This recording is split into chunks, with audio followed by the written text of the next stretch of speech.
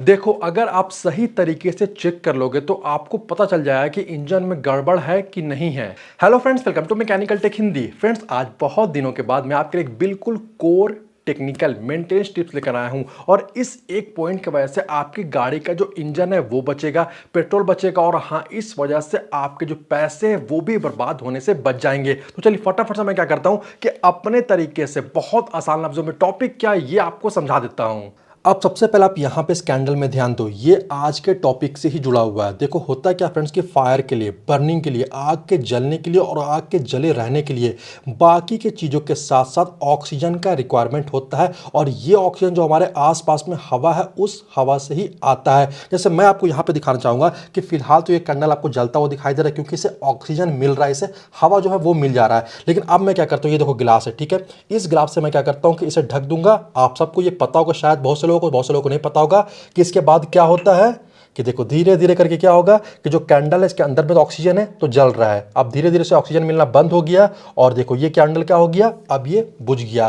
Combustion जो है वो इनकम्प्लीट हो गया ऑक्सीजन की कमी के वजह से। सेम इसी तरह का जो कंबशन है वो इंजन के सिलेंडर के अंदर भी होता है। कंबशन स्ट्रोक के टाइम पे इंजन के अंदर में जो पेट्रोल है वो जलता है जिसके वजह से इंजन पावर प्रोड्यूस करता है। लेकिन यहां पे भी बाहर की तरह ही होता है कि सिर्फ और सिर्फ पेट्रोल नहीं जलता है। इनटेक स्ट्रोक के टाइम पे इंजन के कंबशन चैम्बर के अंदर में पेट्रोल के साथ साथ हवा भी जाता है। फिर कंप्रेशन स्ट्रोक के टाइम पे जो पिस्टन है इसे कंप्रेस करता है और उसके बाद पावर स्ट्रोक के टाइम पे स्पार्क प्लग से स्पार्क यानी कि चिंगारी निकलने की वजह से ये पेट्रोल जलता है। तो यहां पे भी हवा का जो ऑक्सीजन का है उसका रिक्वायरमेंट होता है। अब प्रॉब्लम तब आने लगता है जब ये एयर फ्यूल का रेशियो है, जो हवा और पेट्रोल का मिश्रण है वो रिच एयर फ्यूल मिक्सचर बन जाता है। इसका मतलब होता है कि इंजन के अंदर में अगर ज्यादा पेट्रोल जाने लगे और कम हवा जाने लगे, आइडियली ये होता है हमारे पेट्रोल इंजन वाली गाड़ियों के लिए कि जो रेशियो है वो 14.7:1 होना चाहिए,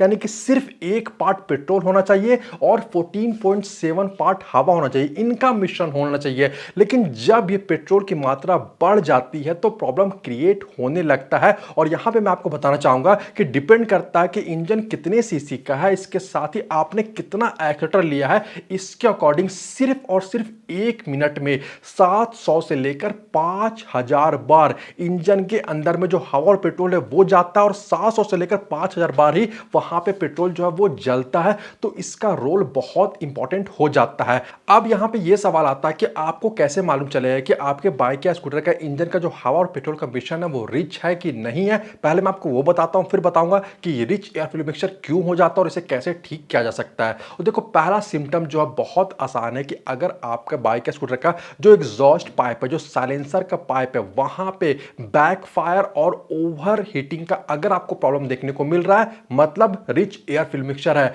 आसान लफ्जों में कहना हो तो होता यह है कि जब ज्यादा पेट्रोल इंजन के अंदर में जाता है तो पूरा का पूरा पेट्रोल जो है वो कंबशन स्ट्रोक के टाइम पे जल नहीं पाता है, अनबर्न्ड फ्यूल रह जाता है, इनकंप्लीट कंबशन होता है, जिसके बाद जो बचा हुआ पेट्रोल है वो एग्जॉस्ट गैसेस के साथ होते हुए जो साइलेंसर से होकर बाहर निकलने लगता है। अब जो साइलेंसर का पाइप है वो ऑलरेडी बहुत ज्यादा गर्म होता है, जिसके वजह से साइलेंसर के पाइप में किसी भी जगह क्या हो जाता है कि जो पेट्रोल बचा हुआ वो वहां पे ब्लास्ट करता है, वो वहां पे जल जाता है, वो वहां पे इग्नाइट हो जाता है, जिसके वजह से आपको साइलेंसर में पाइप में कहीं कहीं भी जगह से आपको बैक फायरिंग का आवाज सुनाई देगा। कभी कभी आएगा, कुछ देर चलाओगे फिर से ये आएगा। तो इस तरह का अगर बैक फायरिंग का आपको साउंड बार बार सुनाई दे रहा है साइलेंसर के पाइप से और साथ ही साइलेंसर का पाइप अगर जरूरत से ज्यादा गर्म हो जा रहा है तो ये रिच एयर फ्यूल मिक्सचर की वजह से होता है, आपको इससे पता चल सकता है। नेक्स्ट सिम्टम है carbon deposit on spark plug and muffler and. मैं आपको बताना चाहूंगा कि अगर आप चेक करते हो कि आपके बाइक के जो साइलेंसर है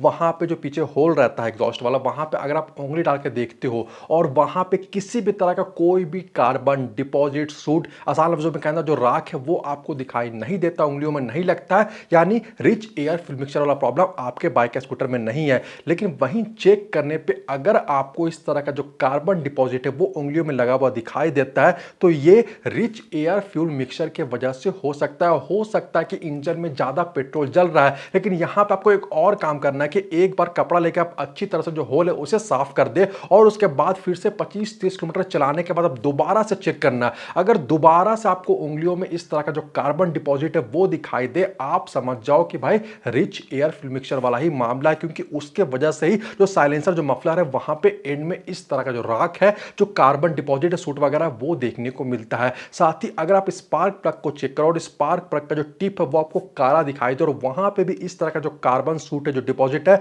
वो देखने को मिले, तो ये भी एक तरह का सिम्टम है, लक्षण है कि भाई आपके बाइक या स्कूटर के अंदर में पेट्रोल ज्यादा जल रहा है। ये रिच एयर फ्यूल मिक्सचर की वजह से भी होता है। अब जो नेक्स्ट सिम्टम है वो ये है कि ब्लैक स्मोक। अगर आपको साइलेंसर से रुक रुक के थोड़े थोड़े दूरों में, बहुत ज्यादा अमाउंट में नहीं, कम अमाउंट में अगर आपको ब्लैक स्मोक, काला धुआं निकलता हुआ दिखाई दे, आप समझ जाओ कि हो सकता है कि ये रिच एयर फ्यूल मिक्सचर की वजह से भी होता है। इसके अलावा क्या होता है कि एकदम से आपको आपके बाइक या स्कूटर का जो माइलेज है वो ड्रॉप होता हुआ दिखाई देगा।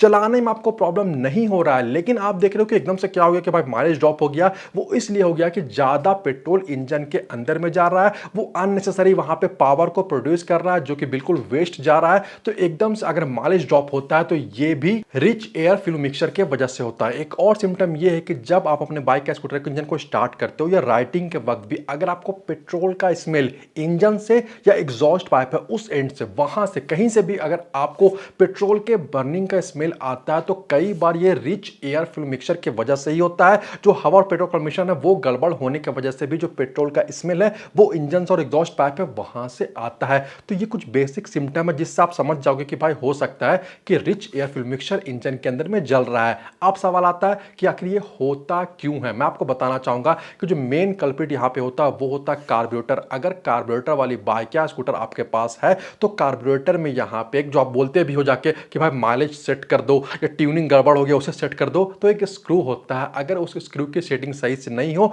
तो वहां पे पेट्रोल ज्यादा जाने लगता है और हवा कम जाने लगता है। तो पहले तो हो सकता है कि आपको कार्बोरेटर ही चेक करवाना चाहिए, उससे ही ट्यून कराना चाहिए, सेट कराना चाहिए, इससे ये प्रॉब्लम दूर हो जाएगा। एक और चीज ये है कि अगर एयर फिल्टर जाम हो जाए, बहुत ज्यादा गंदा हो जाए, लंबे समय तक आपने उसे साफ नहीं कराया, चेंज नहीं कराया, तो एयर फिल्टर के जाम होने की वजह से भी जो हवा है वो कम जाने लगता है, जिससे पेट्रोल की मात्रा बढ़ जाती है और इस वजह से भी क्या होता है कि ये सारे प्रॉब्लम्स आपको देखने को मिलते हैं। अगर आपके पास, मैं आपको बताना चाहूंगा कि अगर FI BS6 बाइक या स्कूटर है तो यहां पे भी बहुत सारे अलग अलग सेंसर्स होते हैं, जैसे कि थ्रॉटल पोजीशन सेंसर हो गया, इनटेक एयर टेंपरेचर सेंसर हो गया, या जो हमारा फ्यूल पंप होता है वहां पे भी सेंसर होता है कि कितना पेट्रोल वगैरह को भेजना वो सेंस करता है।